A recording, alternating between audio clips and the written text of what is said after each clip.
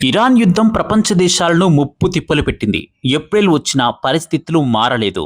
మన కష్టాలు తీరలేదు.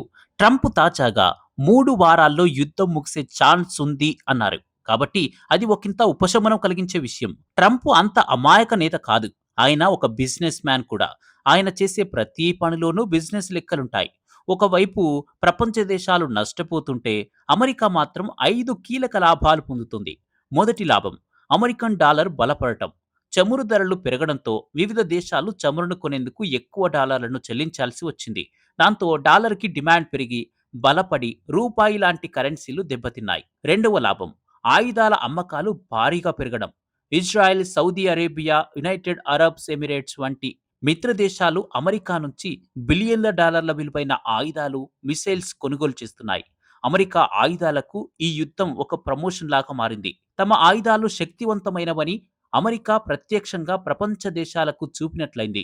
మూడవ లాభం, అమెరికా చమురు ఉత్పత్తి, ఎగుమతులు పెరిగి భారీ లాభాలు పొందడం. నాలుగవ లాభం, యుద్ధ ఉద్రిక్తతలు ప్రపంచవ్యాప్తంగా సైనిక బడ్జెట్లను పెంచాయి. అమెరికా డిఫెన్స్ కంపెనీలు కొత్త ఒప్పందాలు సాధించి లక్షల ఉద్యోగాలు సృష్టించుకున్నాయి. ఐదవ లాభం, జియో పాలిటికల్ ఆధిపత్యం పెరగడం. ఈ యుద్ధం వారి జాతీయ భద్రతను బలోపేతం చేస్తూ దీర్ఘకాలిక రాజకీయ లాభాలు పొందుతుంది.